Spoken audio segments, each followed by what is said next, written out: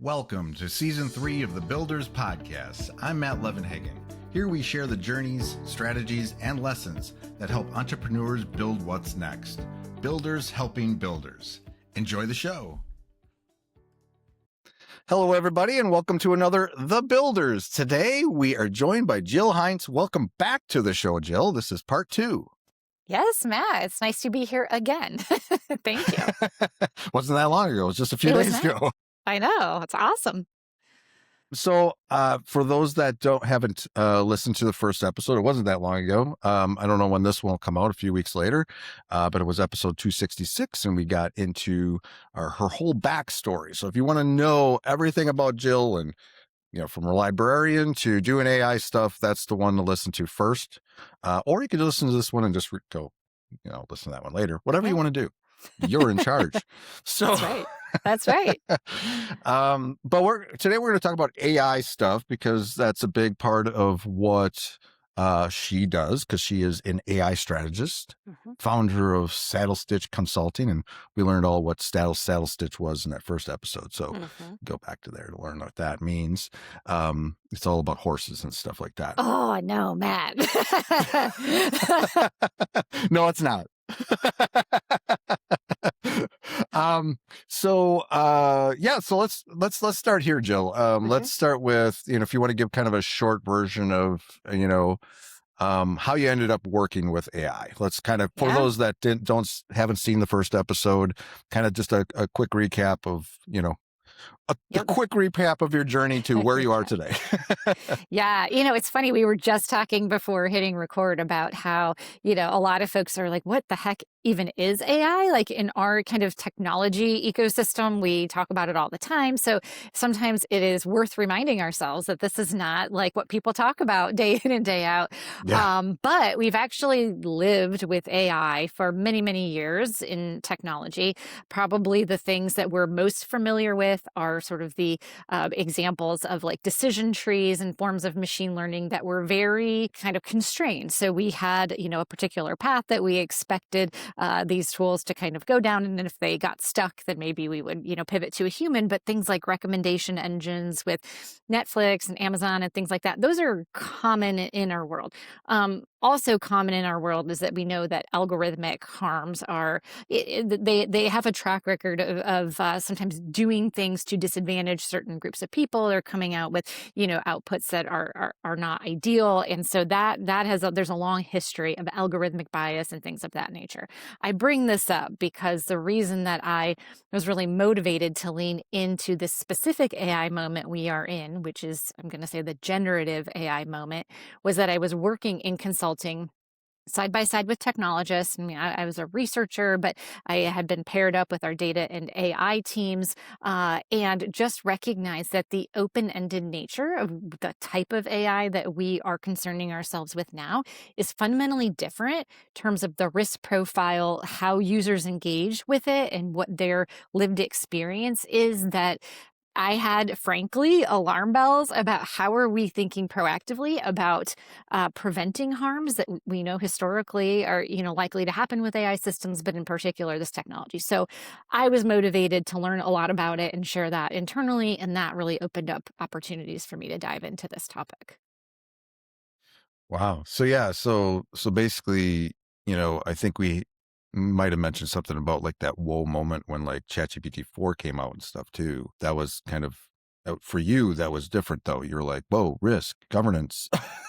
That's what kind of, I think it was like 3, wasn't that? It wasn't. Yeah, I think that might have been even 3. But Yeah. the very early days. And it's not to say that I didn't see the potential of it. I think quite the contrary. It felt very powerful. Like, the ability to go and have these conversations, have content come back that felt really convincing. That was kind of the aha moment, both in a good way, like, wow, we can do a lot with this, but also the way that it was really kind of thrust out there to the public. I don't know that the folks at OpenAI even expected nearly the kind of record-setting growth and adoption that we saw with ChatGPT. So that I felt the public was a little bit unprepared. I think I was unprepared for just like, okay, what does this mean now? Because these capabilities are so new and enormous. Think about the ability to write maybe fraudulent emails or content, for example.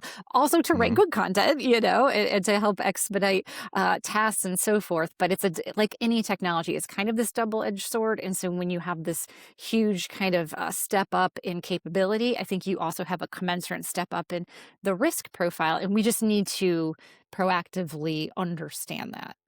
And so why did that side of it like become a thing for you? Like why were you Mm. the person on the team or in the in the organization to think about this when everyone else is just like, let's use it and build stuff and do whatever Yeah. we want to do with it? What's in your background that you kind of had that kind of preset of warnings?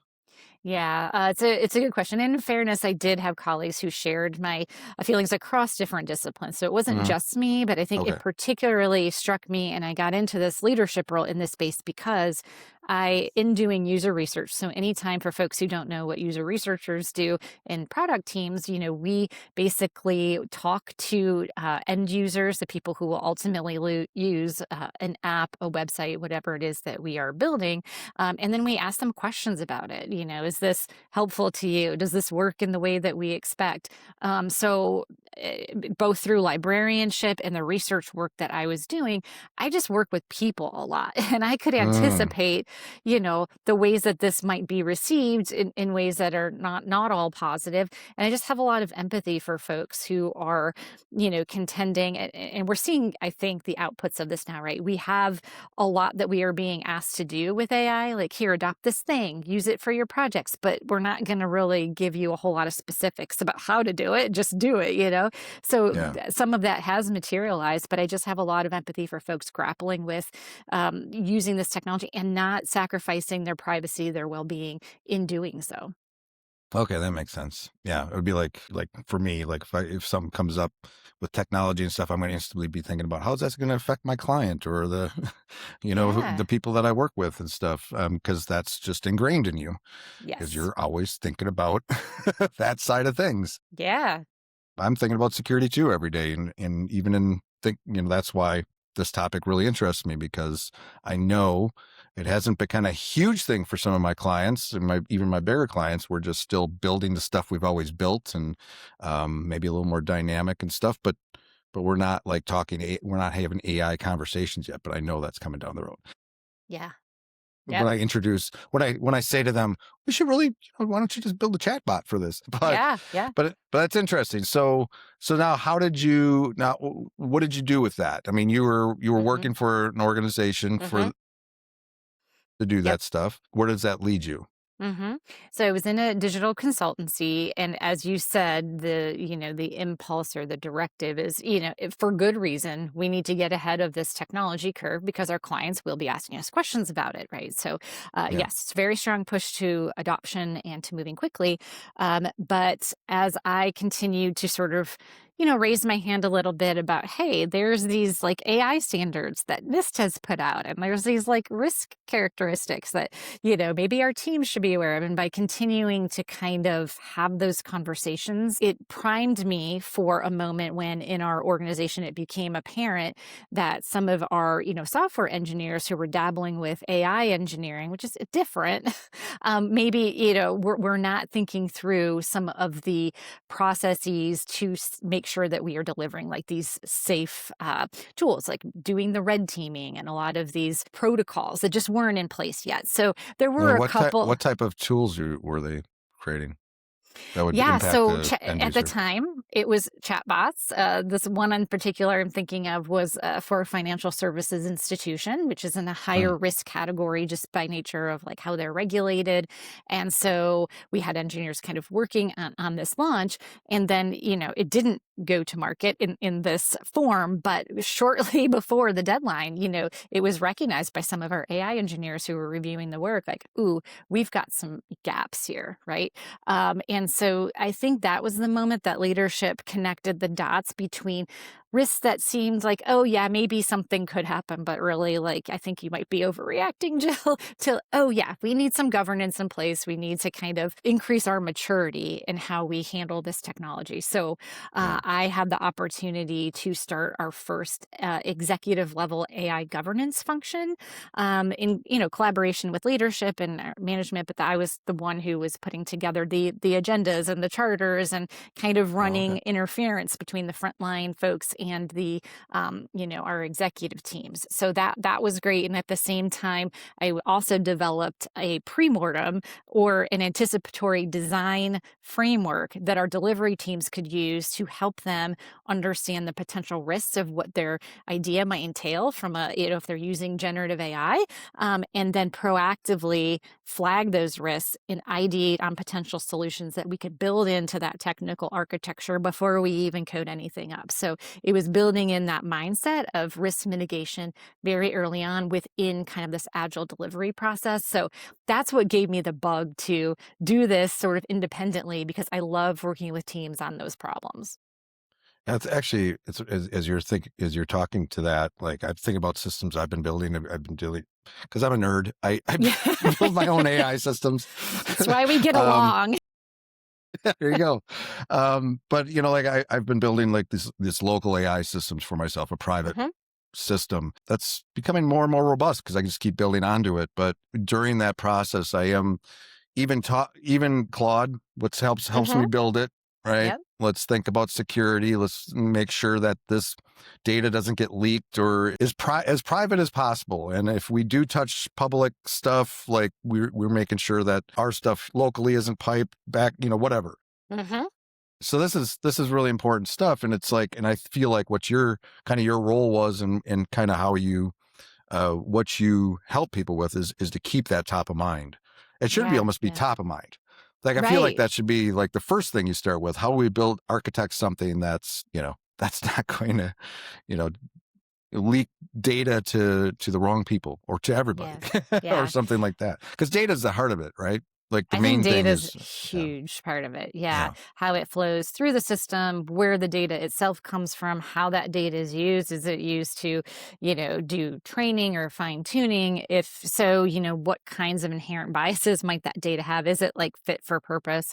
And then, as you say, as folks interact with it and start introducing their data into it, how is that being protected? It becomes very easy. And as we get into more agentic systems, to have information kind of pass through these somewhat opaque technologies in ways we don't fully understand, and AI yeah. researchers don't fully understand. And so, if you're not proactive about that, it's harder to retroactively go back.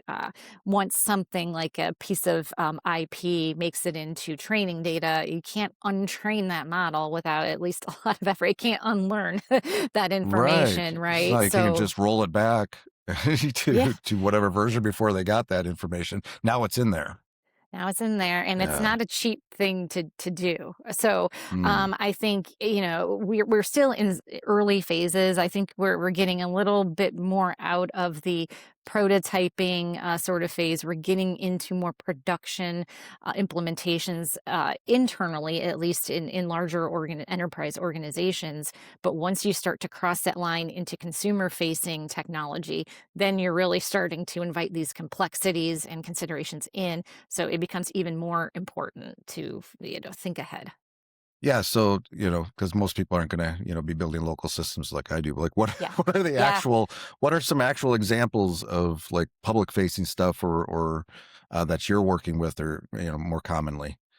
Yeah. So, I mean, the public facing stuff that I'm thinking about is kind of the larger foundation models that are already in production. And I'm saying that not because I'm working with folks on building those things, but a lot of my clients are in a phase where they're learning how to leverage those things for efficiency, for, tasks like document summarization or analysis of data. And even at that, point, we need to think about how we are interacting and relying or not on those systems to do these tasks. So we're kind of at the use phase with a lot of my folks in that sense. Internally, though, where we were seeing generative AI be introduced into really a lot of business processes.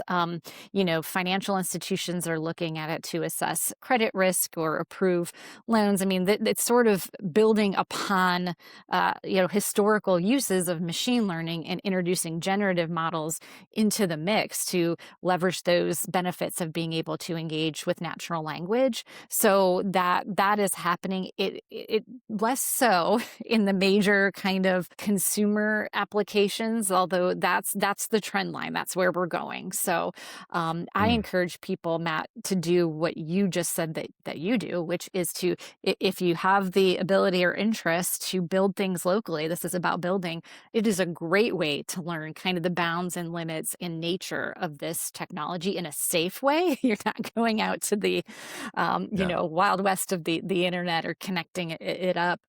So I think that's a great way to learn. Yeah, well, and I've tried to like I remember several months ago I had a meeting with another agency guy, and and we had the meeting because he was seeing that what I was doing with AI and stuff, and he was curious what he could do, like, Hmm. and he wanted to just get like, should I be doing this stuff? I want to do this stuff, but he was not a techie guy, right? He's Hmm. not. But I said, hey, fire up Claude. And Hmm. Claude will step you through it. Start with the Yeah. basics. Say, I'm 5 years old. Teach me how to do Hmm. this. Hmm. And I mean, because it can get complex, but you can start building some simple things. Just see how things connect, and I mean, and just learn the basics. And whatever you don't know, you can ask. You can ask your chatbot about. Yeah.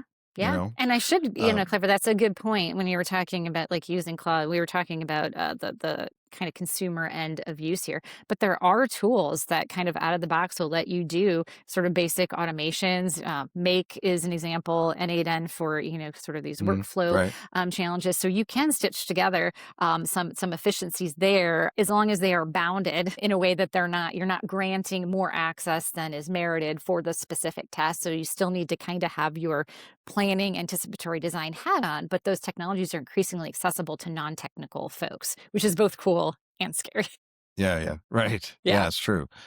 So, I mean, what would you recommend somebody do to kind of start digging into these systems and testing and trying things? I mean, not Yeah. everyone's going to want to do that. Is that the tech team that does that? I Hmm. mean, the CEO of a company is not going to be out there. I mean, maybe Yeah, I I know mean, one or two. there's no reason not to. Yeah, I do think what's interesting is I was just working with a group of nonprofit leaders on how to kind of get started and get familiar because there was a huge spread of folks who've never really touched it to like, I talk to Claude every day.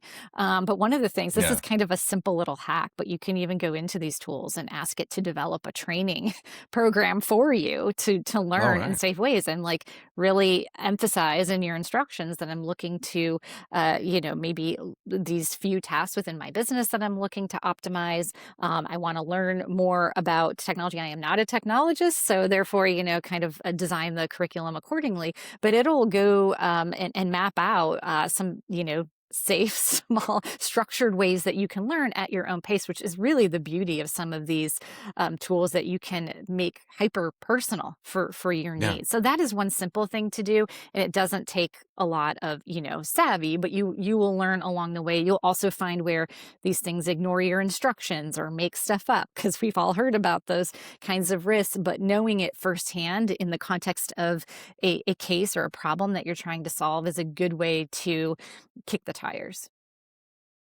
Yeah. Yeah. That's one thing it's really important to, or well, it's important for all of us to learn these things, but it's like, how do you motivate somebody? I'm like, how critical is it?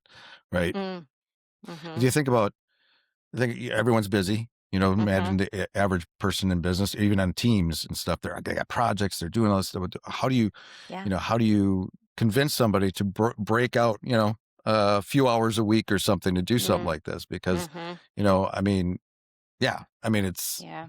what do you say to that person? Like, Yeah. is it really that important? Mhm. Do I really have Yeah. time? Should I make time? Yeah. Well, I'll tell you, a lot of people are being told that it is important. Like whether or not that is supported with training or resources, that's another question. But I think leadership is increasingly saying, and like all the orgs that I'm talking to, is like, you're going to find a way to use this in your work. I think, consideration or concern that I have with that approach is that it is, very top down and not terribly well supported. So I think in addition to having individuals do experiments, you need to have the enterprise licenses to protect your data. You need to have that underlying support so people can do this in a safe way and understand to what end. Because to your point, it's easy to say, okay, this thing is generally important, but how is it specifically important to my work? And rather than putting that onus on your frontline staff to figure that out, that's where I think this governance can kind of come in, and leadership has an opportunity through that to articulate a vision for what we actually want to do. Are we out to do certain things faster? Are we out to optimize people's abilities? These are questions that aren't necessarily for individual contributors to fully reconcile. Yeah, how much time a day? Do I get time in the day to do this? Like being explicit about that. These are all, Yeah. good questions. So for the individual person who does want to experiment, let's say on their own time, I always think about, you have to have a very strong use case. It could be as simple as, I've got 10 contracts that I need to review against our, kind of standard review process.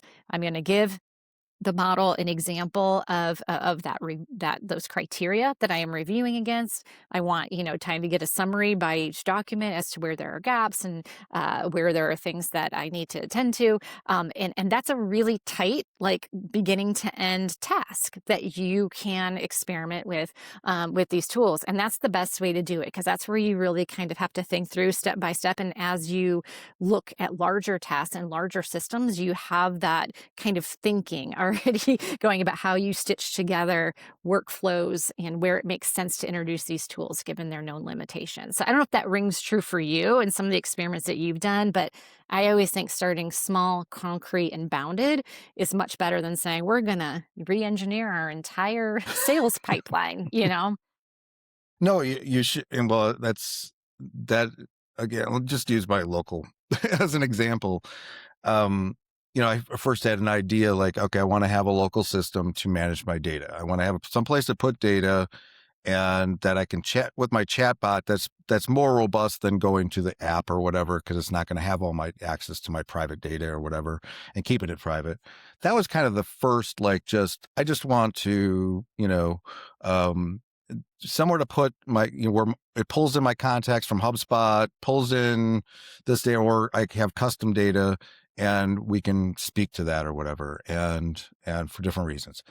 Mhm. But what I, like, to your point, like what I really just realized, like, okay, if I'm going to actually use this for my business and I'm going to get something out of this, let's choose something that it can help me with right now. Like what am I struggling with? What could I improve in my processes? And for me, it was like, it might not even take me all the way there. Maybe there's still a manual component to something, but it starts to move me in that direction. And that's kind of how Mhm. I've built this system over the last however many months. And this probably 6 months I started working on it. Mhm. But at this point, I have a command center.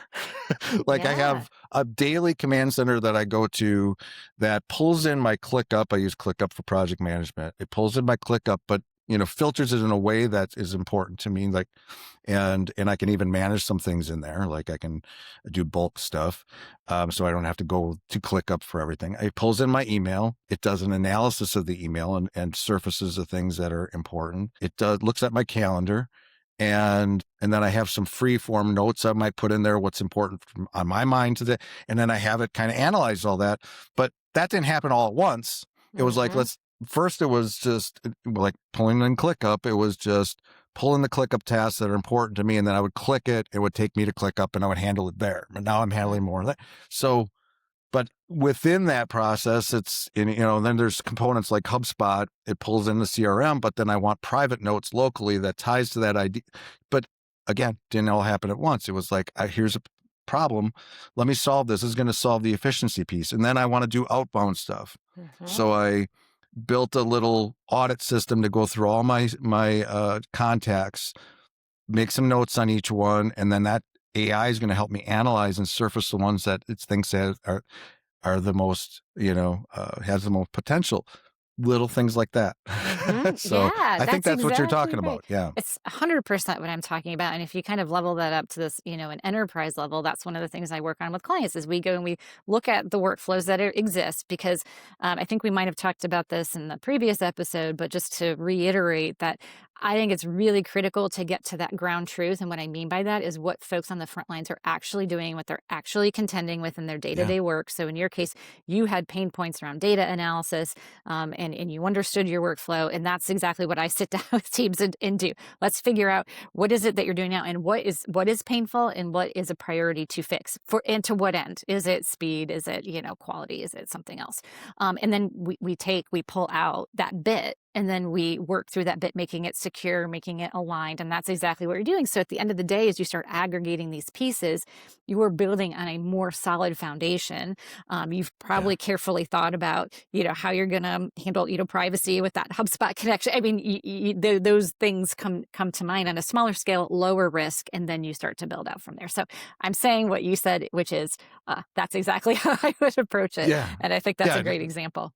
Yeah, I think for whether it's your small business or corporation, I mean, that's kind of how Hmm. you'd have to. Because I mean, for me, it was just about like what is the one or a couple things that just can have a real impact, right? Like it gives you an excuse to be doing it. Like Hmm. you're not just doing a personal project to Yeah, just yeah, build something that doesn't have any real impact right away. For me, I'm like surprised by some of the things like it's helped me with even mentally, yes. like my inbox. Like, Hmm. yeah, okay, once in a while it gets to 400, 500, 600 I have to go through. Yeah. But now every day it's like it's right there. It creates a habit for me to actually process these things, see them all in one view. Yeah, it's fun. I geek Yeah. out on it, but Yeah, and not everyone does. You were yeah. asking earlier, like, do you have to build? Yes. How important is it to build? I mean, that's going to vary, but I think the important thing is to be able to articulate what the outcome is that you're driving toward, what you would like to see, because there are plenty of people who, you can hire to build out these tools and that kind of thing. But it's much more difficult to get centered on kind of your values, your objectives. What will we do? What will we not do with this technology? What are our own kind of corporate boundaries? That's another layer of discussion that's highly relevant as you're building these tools. You have implied values around privacy, around like human, intervention where it makes sense. I mean, I'm hearing you as you describe this. You're making those decisions, but again, at an organizational level, those need to be expressed, convey, visualized and made apparent to everyone, so we're all on the same page there. Yeah, let's actually talk about that. So yeah, like I said, I'm talking about it's business, but Yeah. I'm the nerd over here doing it. But what, but for an organization, a little bit, even a little bit larger organization where you're going to have people doing this for you, even outsourcing it, you can't just have somebody willy nilly doing whatever and shipping stuff that's doesn't have some kind of framework for it to compare against or whatever to make sure it's doing what the organization wants. So how do you work with the higher levels to put together like is this documentation you put together? Are there meetings that happen that we Mhm. discuss these things? And then how does that trickle down to the people building stuff? Yeah, yeah. I kind of put on my human-centered design hat, which I think you'll appreciate as a designer and understand what that means. But essentially, I mean, I start by talking to people because we talked about the importance of kind of that ground truth. If you don't do that to start, what I have seen is that the executive teams will assume things are happening that are not. They might assume people are comfortable with things they are in fact not, or they have clarity that isn't really there. So what I do is, I talk to the frontline teams about how are you currently using AI, if at all? What tools are you using? So we create this inventory. We collect these use cases and talk about the friction points. And those friction points are what I then sort of feed up to executive leadership to say, okay, here's what you thought was happening. Here's what's actually happening. And here's the implications of that for your team. Maybe they're moving more slowly or they're creating some kind of vulnerability or you don't have some other, check in place. And then it's leadership's purview to say, okay, well, we don't want that. We would prefer this be happening, right? And so then you can start to derive your policies and practices, procedures, how, the metrics that you care about, but it's coming from where your organization and your teams are at in that moment. So anything that you build is, there's a logic that flows back into the organization because, okay, this Mm, guidance actually maps to what I'm contending with. And that's going to change a lot over time.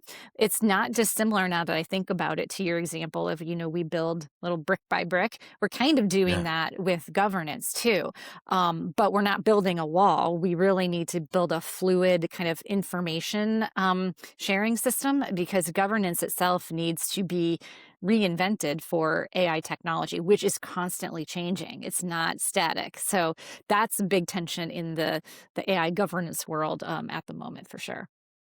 Can you define? I know this might be a stupid question. Mhm. Can you define what governance is?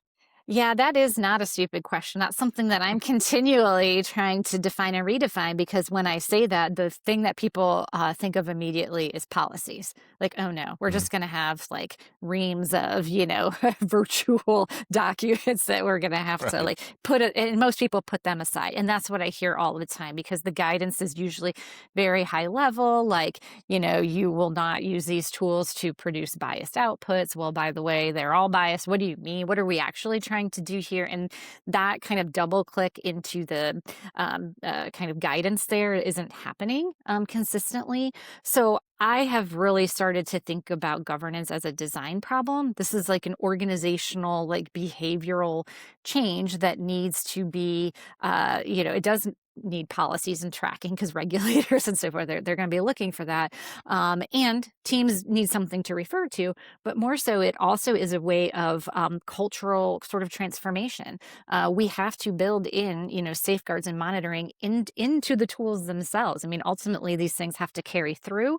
So it's a design problem in how we get systems, cross functional teams to sort of talk to one another. So it's sort of a capacity building exercise. And I know that that's probably a departure from what most people think. And I wish there was a better word for governance. But the nature of this technology just demands that kind of attention because it is so fluid. It is open ended, and the risks many are just novel to our organizations. So it requires more heads kind of working together from different perspectives to problem solve this.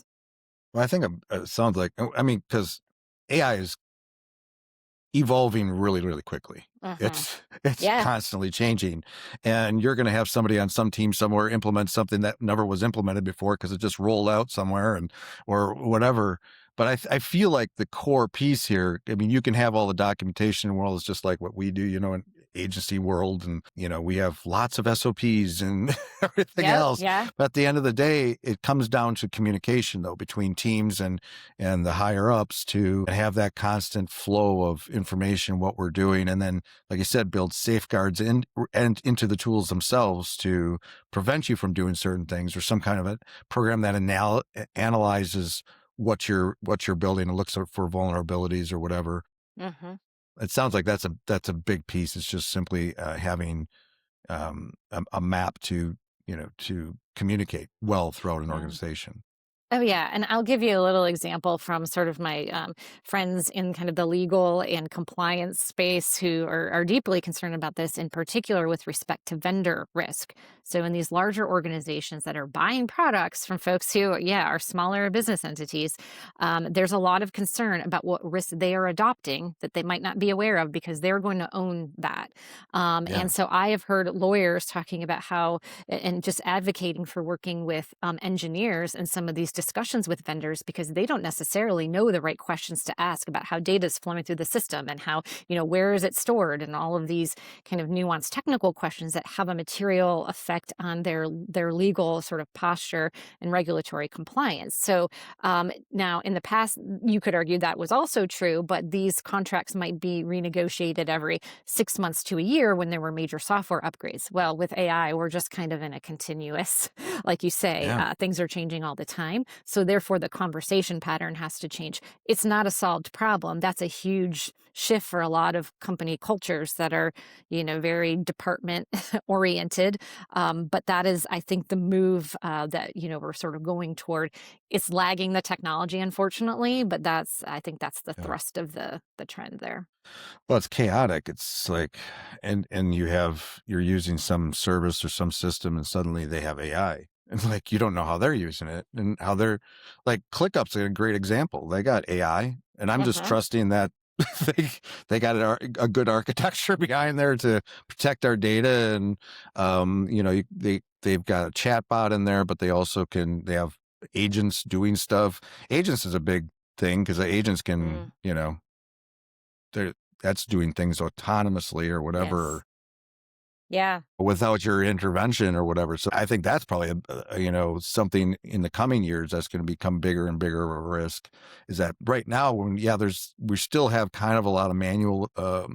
You're kind of seen or you're the catalyst for doing something with AI, but over time, AI is just going to start doing things on its own, and that's going to be insane, especially depending on the Yeah. organization.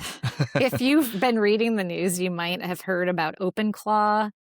Yeah. Yeah, and, Moltbook, which became, I guess, something else, but essentially that was a platform where people could easily make AI agents and connect it to whatever they want.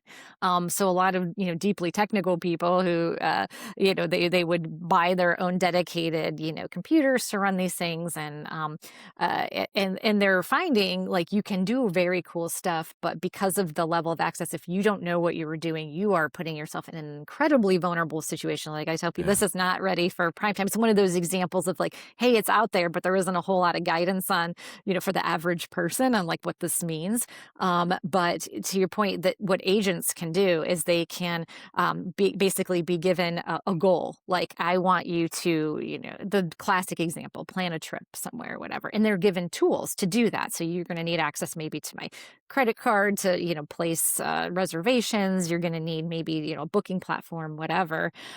So you give it access to that, but you don't tell it in what order to do things. You don't tell it, other than kind of these guidelines, what to do. And so it is really important to identify what steps need human intervention, and what that's going to look like. And can the human on the other end like really interpret and understand what's happening sufficient enough to like give like informed approval? I think that's a design problem in and of itself there. Well, the other thing, piece of that I'm thinking about, there's AI browsers now, but there's also like even when I'm coding and stuff, like there's an option to say just because I think there's this risk in all of us, like just do it, like Yes, just exactly. put it on auto, just let it go because you have the option to have to approve everything, but Hmm. as humans They don't we want don't want to that. sit there, hit the button all the time, look at every single one. Eventually, we're going to just give more and more of that up, and you're just going to hit auto, just do it,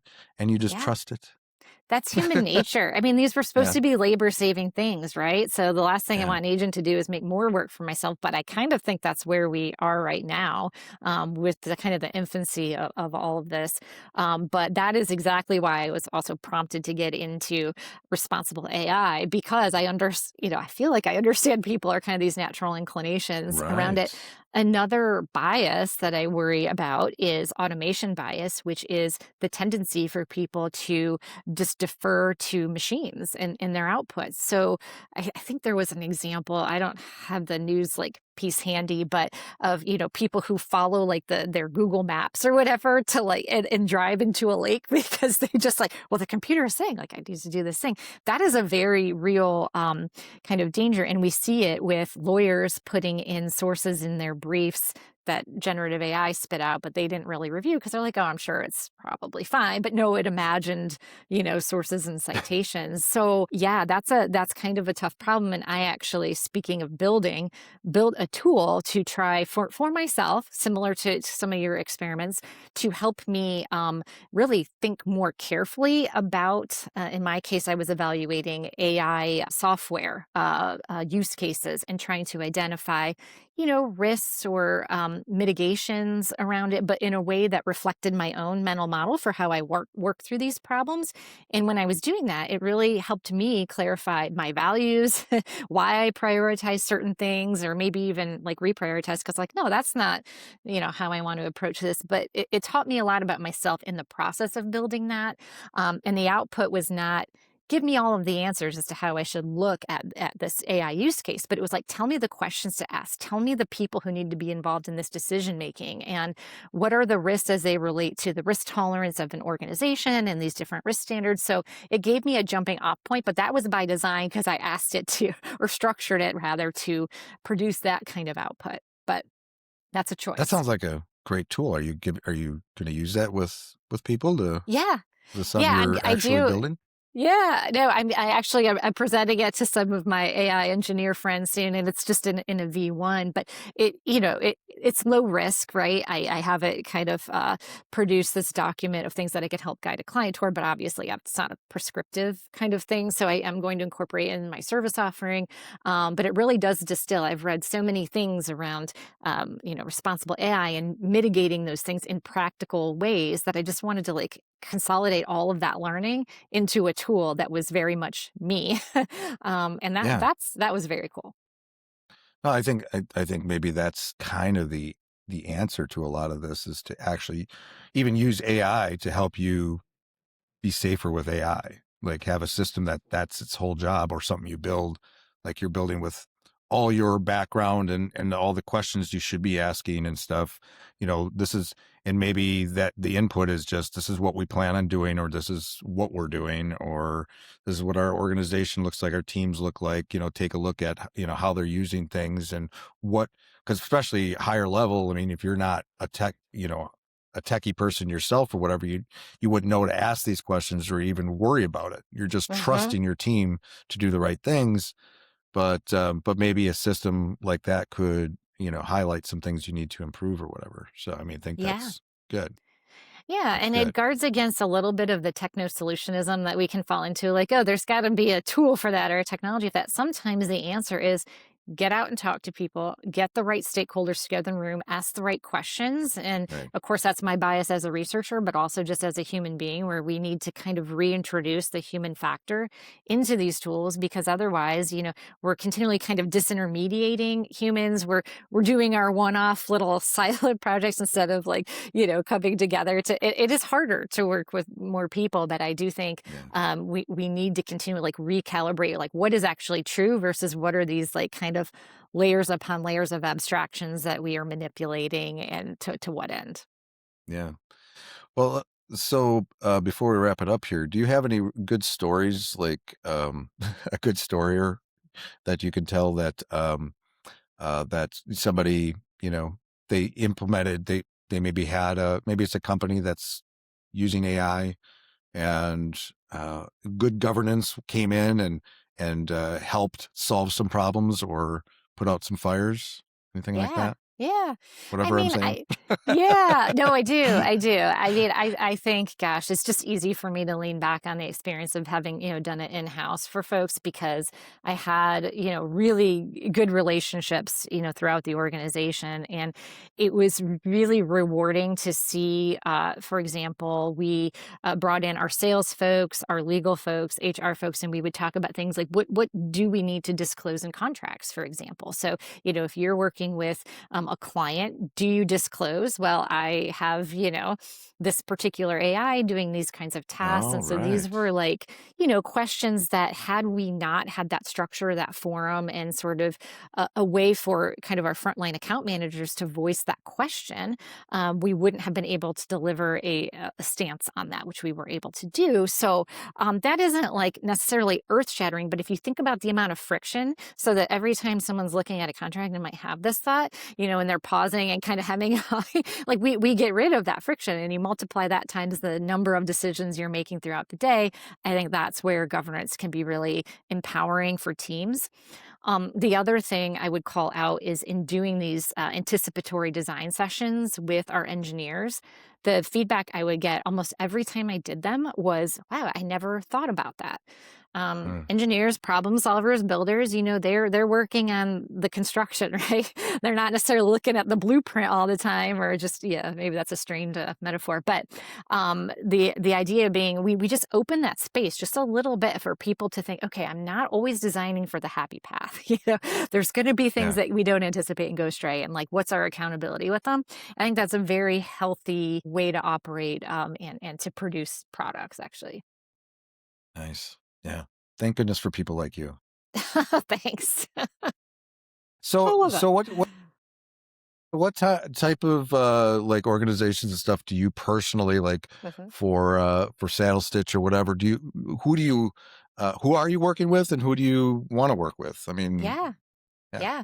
I want to, and I will be working with folks who they tend to be in higher risk industries. And by that, I mean, they might be, touching, something in the medical field, financial services, even to some extent, education. And really, I also work with a lot of product leaders because my background is in product, and they are, developing tools that, often are consumer facing, and that increases the risk profile as well. So, that tends to be a common denominator among my teams. Mm, And what I am hearing is getting a lot of traction amongst the delivery teams themselves, who are kind of raising their hands and saying, we do need someone to come in and help settle some things, because we're starting to ask more and more questions, and there isn't this like way to reconcile them. So yeah, from the delivery, the CTO sort of end of things, I'm finding a lot of interest there.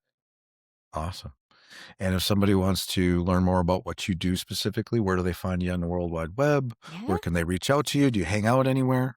Oh, I hang out lots of places. I'm on LinkedIn primarily, so as you might know, I'm Online mainly. I mean, yeah, you could yes. include offline too.